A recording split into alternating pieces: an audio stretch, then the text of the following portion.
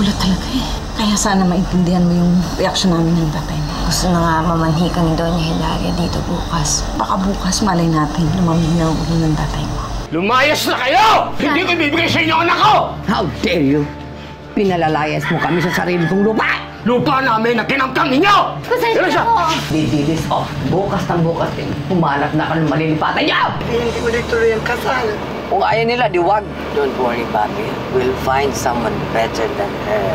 Kaya ako nakapagkasunduan kay Doña Hilaria. Nalayo ko nang mahirapan kayo. Parang ibinenta mo na sarili mo dyan eh. Paubos na yung pambenta nating lambanog. Oh, pero kulang pa rin yan. Siguro mas maigi kung wag na nating bayaran talaga si Doña Hilaria. Tawagin mo si Rosine. Malang! Mama? Kamusta po si Mama? Nagkaroon ng mild heart attack si Mrs. Benaventura. But she remains to be in critical condition. Kailangan lang siyang obserbahan. Si Loisa. Nangang ko si Loisa. Eloisa, sama ka sa amin. Tawagan ni Mama. Bakit? Sige na naman, sumama ka na sa amin. I'm dying, Eloisa. I need you to take care of my son. Please. Nakakaloka, no? Balik na naman si Eloisa sa eksena. May take two siya. Eh, di ba sinabi ko naman sa inyo na waste of time lang yung ginawa niyong celebration, no? Dahil hindi naman titigil si Mama na makahanap na mapapangasawa yung si Bobby. Ano ba meron niyang Eloisa na yan at binabalik-balikan siya ni Mama? Si Bobby. Eh, di ba nahuli ni Eloisa yung loob ni Bobby? Eh, ba't ikaw? Nahuli mo din naman yung loob ni Bobby. Ba't hindi na lang ikaw? Okay, next question. Ang sabihin niyo, magaling lang talaga magpaikot ng tao yung si Eloisa, no? Na kaya niyang kunin ang loob ni Bobby para makuha niya si Mama. Eh, alam kasi ni Eloisa na yun yung weakness ni Mama, si Bobby. So, paano yan? Ito na talaga yon. Tuloy-tuloy na talaga yung kasalan. Unless tumutol ulit yung tatay ni Eloisa. Siya lang naman yung makakapag-convince kay Eloisa na umatras sa deal nila.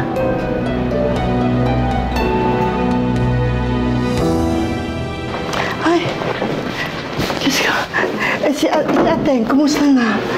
Okay na ho siya. Nagpapahinga lang po. Salamat naman. Eh, kayo, okay na ba? Manang, bati na sila ni Mama. Eloisa, thank you nabati na kayo ni Mama. Sana huwag mo na siya awayin. Baka masad lang siya eh. Baka magkasakit lang siya sa heart.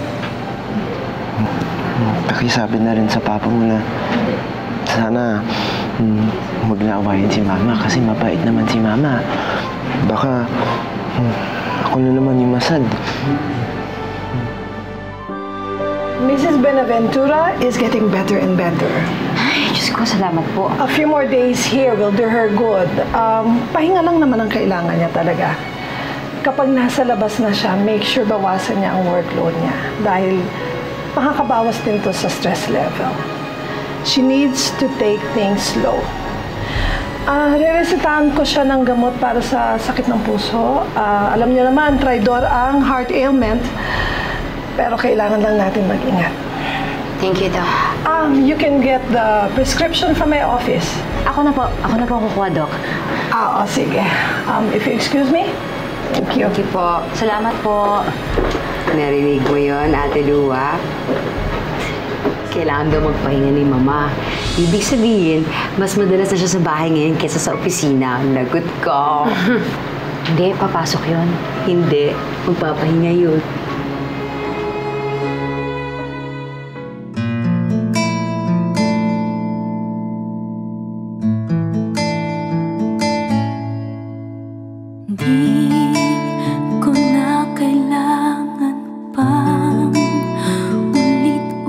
Maniwala ka naman sa akin.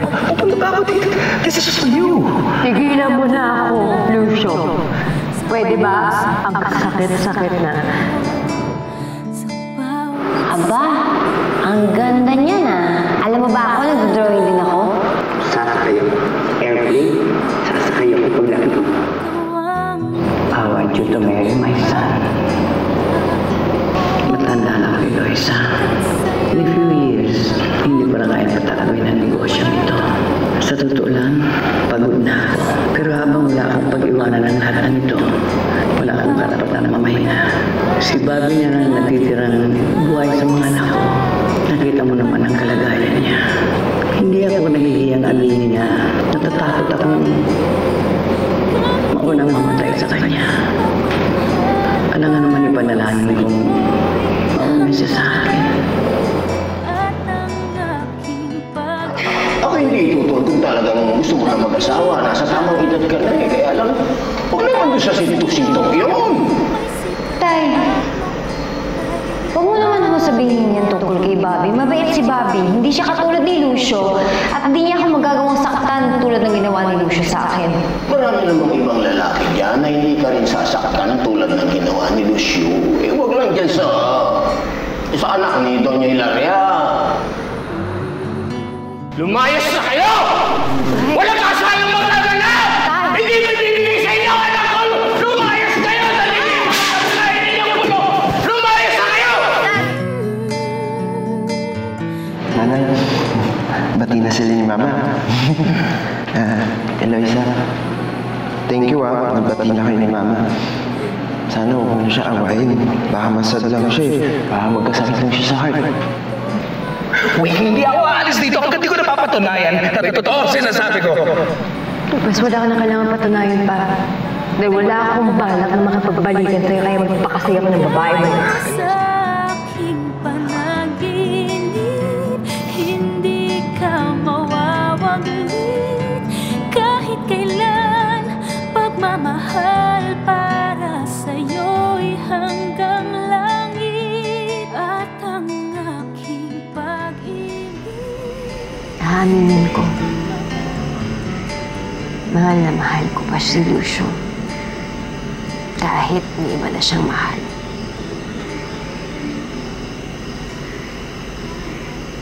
Si Bobby, hindi ko mahal. Pero may nararamdaman ako para sa kanya. Magaan yung loob ko kapag nakikita ko siya. Siguro parang naaawa po ako. Anak, iba yung awa sa pagmamahal. Kung pakakasalan mo ang babing yan dahil naaawa ka lang sa kanya, eh, huwag mo nang ituloy. Hindi ko lang po ito ginagawa para kay Bobby. Ginagawa ko din po ito para sa pamilya natin. Nakapag-desisyon ako at walang pumipilit sa akin. Siguro din naisip ko na gusto ko din ito gawin para tumanaw ng utang na loob kay Doña Hilaria dahil ang dami niyang nagawa para sa pamilya natin. Masama po ba yun? Hindi naman. Pero parang binibenta mo na yung sarili mo sa ginagawa mo. Wala na po akong pakailang. Kung sabihin nila na binayaran yung puso ko. Ginagawa ko po to para sa inyo. Eh, paano na lang sasabihin ng mga... Tay, sabihin na nila mukha akong pera. Wala po problema yun. Aanin ko pa ba ang pride kung baon naman tayo sa utang? Dahil, alam ko po, kung kayo ang nasulugan ko, hindi po kayo magdadalawang isip.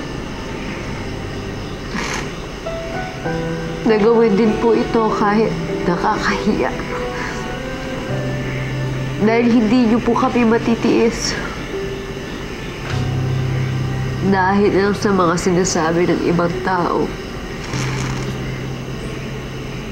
Magpakatotoo na tayo. Kailangan natin ng pera. Kailangan natin ng pera ng Buenaventura. para sa kinabukasan ng pamilya natin.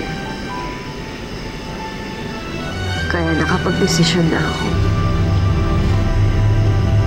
Papakasal na ako kay Bobby.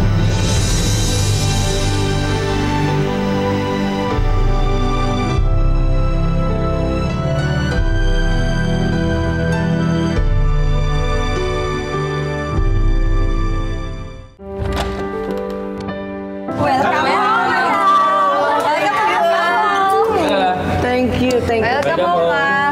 Nice to be home. Thank you. Ay, nako. Ma'am, welcome home po.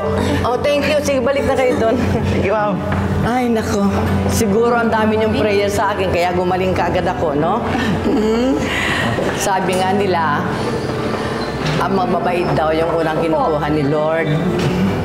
Ay, siguro hindi ko pa oras dahil hindi pa ako ganun kabait.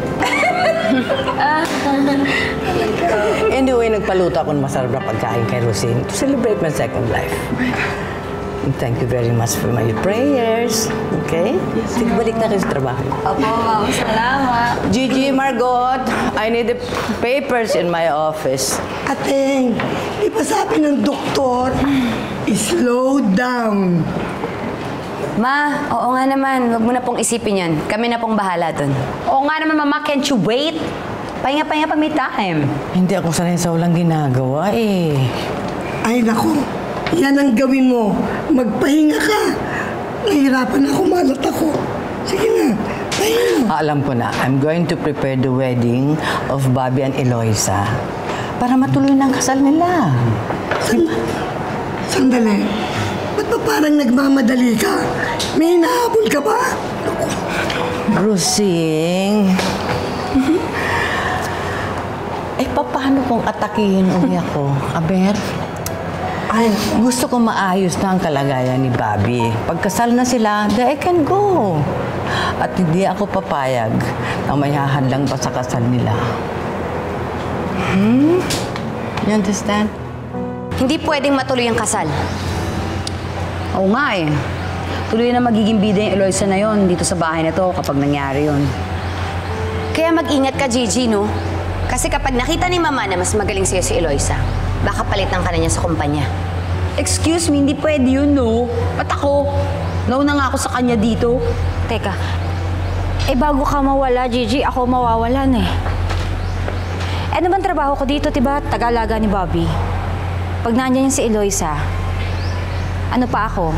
Tsapuera na naman. Baliwala. Mapipigilan ba natin yung gusto ni Mama? Kanya-kanya kasi tayong diskarte noon eh. Dapat ngayon magkaisa tayo. Teka, wag, Margot. Kasi pag nalaman ni Mama na kinakalaban natin siya, magagalit sa atin yun eh. Yan naman kasi ang hirap sa inyo. Masyado naman kayong takot. Alam ko na. Alam ko na kung sino makakatulong sa atin para kalabanin si Mama. Who? Si Chino. Dapat mapabalik natin siya dito sa bahay. Hala? Teka, kakampi ba siya sa atin? Paano si Mama? Oo nga, tsaka close ba kayo nun? Oo nga. Hindi. Pero sila ni Bobby close sila. At ang alam ko, pag tungkol kay Bobby, nakikipaglaban siya ng patayan.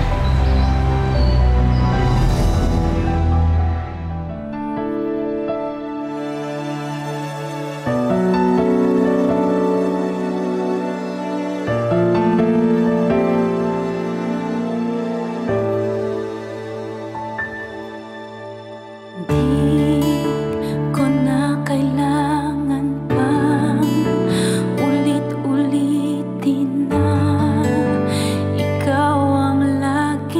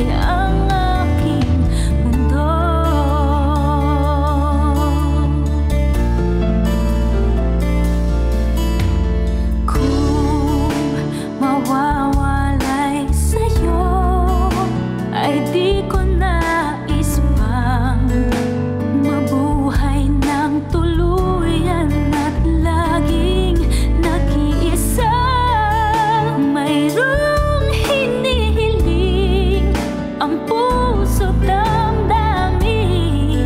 Sa bawat sandali, sana'y laging kapiling ka. Pagkat sa'yo natutong magmahal. Ang puso ko na ang pintig ay bakit nga ba laging ikaw sa aking panaginip. Hindi ka mawawaglit kahit kailan. Pagmamahal para sa'yo'y hanggang langit. At ang aking pag-ibig di magbabago. Dahil sa'yo may sikat at makulay ang aking mundo.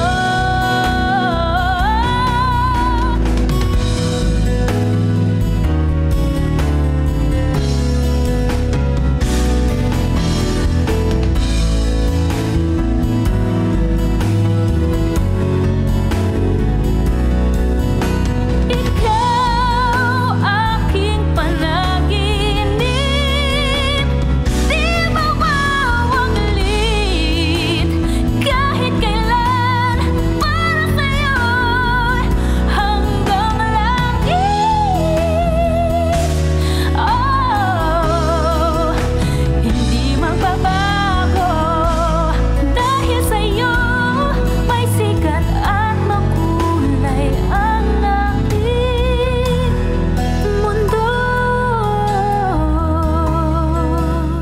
Ano na yan? Pare, buti may natira pa tayong pampulutan. Oo nga eh. Mabuti ka mo, hindi mo tinodo lahat.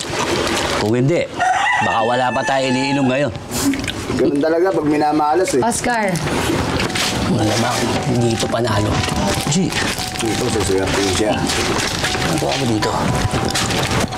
wala. Gusto lang kita makita. Wala kami sa bahay. Pare, balik ka ha. Alam mo, pare, diyan ka panalo. Malamang, sa tukadan to, dito ako manalo.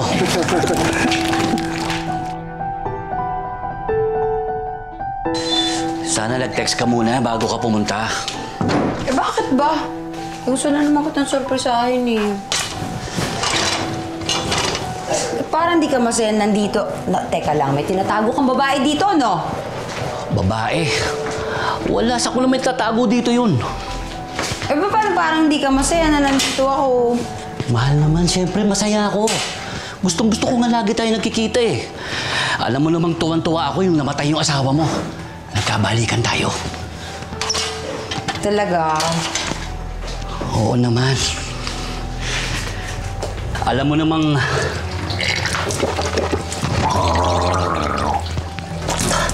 Ikaw ang pinakamagandang nangyari sa akin. Ikaw ang nagbibigay ng direksyon sa buhay ko ngayon eh. Eh kung ganon, kailan mo ako papakasalan? Ba't naman napunta sa kakasalan ng usapan? Kasi nakaka-emo dun sa bahay eh. Kakasal si Bobby dun sa Eloisa. Tapos naisip ko, syempre dapat tayo rin, di ba? May pera na ba tayo? Wala. Eh wala pa naman pala eh. Mag-ipon muna tayo. Ang tagal pa nun. Tagal ka ng utang ko kay mama. Paano yun? Bayaran mo muna ang mama mo, tapos hintayin muna natin yung mana mo sa asawa mo. Napakasamang damo nung matandang yun. Matagal pa yun bago kunin ni Lord. Eh, basta, maghintay na muna tayo at kapag handa na, yun na yun. Basta promise mo, papakasalan mo ako. Oo naman.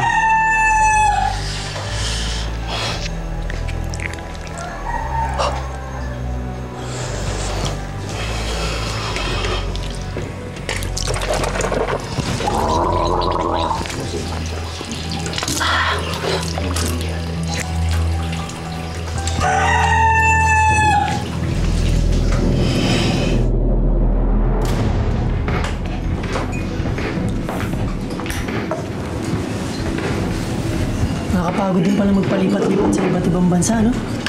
Karan talaga. May schedule tayong sinusundan. Sayang nga lang, hindi man lang tayo nakapamasyal. Ano ba, Len? Ito na naman yung pinakahuling bansa pupuntahan natin eh. Pero sabi ni Harold, mukhang makakancel pa raw tayo eh. Dahil may bagyo raw sa Malaysia, mukhang malabo na tayong tumuloy. Mabuti sana, hindi na tayo matuloy para makauwi na tayo, diba? Balak mo pa rin bumalikan si Eloisa? Oo naman. Sa tingin mo, tatanggapin ka pa niya matapos ang lahat na nangyari? Susubukan ko. Hindi ba pwede tumigil eh, di ba? Siya talaga nakikita kong babae makakasama ko habang buhay. Kung kinakailangan ko siyang ligawan ulit, nililigawan ko siya ulit. Siya talaga eh. Mahal na mahal mo nga si Eloisa, pare.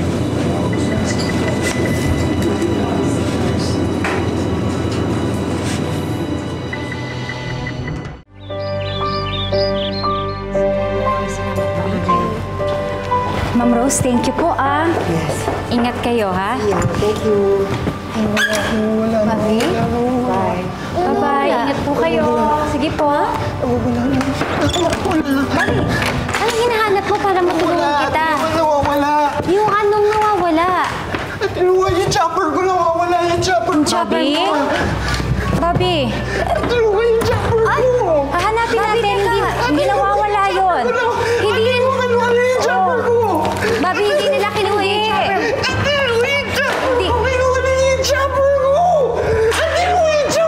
Hindi nila kinuha yung chopper mo, Bobby. Hahanapin ko. Bobby! Chopper ko!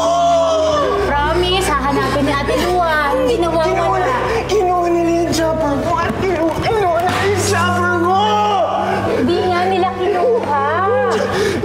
Tama na natin na po. Yung chopper ko! At tiluha yung chopper! At tiluha yung chopper ko naman!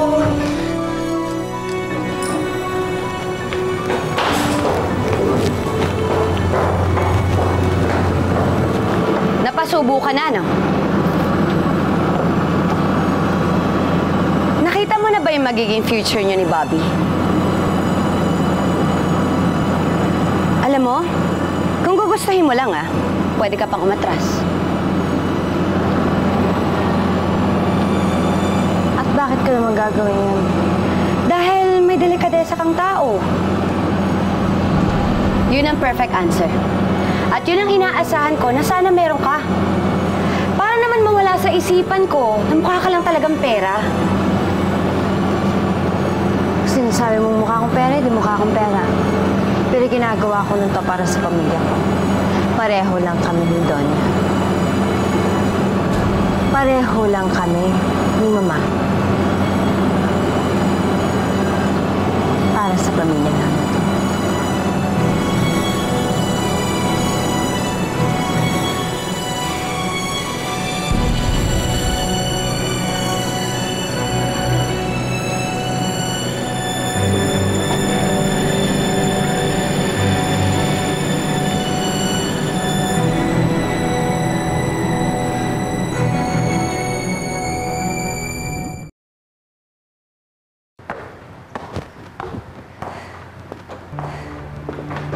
Magot! Ma, gising pa po pala kayo. Pinatulog ko lang si Bobby. Mabuti nahanap na yung laruan niya. Magot. I want you to stop harassing Eloisa.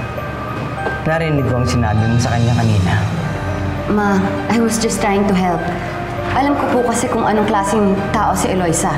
Hindi siya mapagkakatiwalaan. Kumakapit siya sa patalim.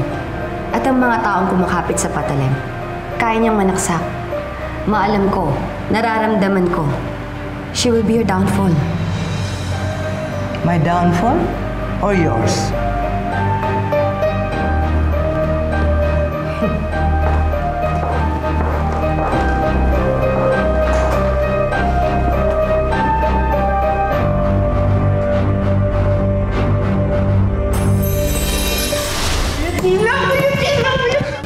Napakasinungaling nung taong yun. Nung una sabi niya, wala siyang girlfriend. Tapos ngayon, may iba pala siyang pagkatao. Yun na nga ang tanong ko eh.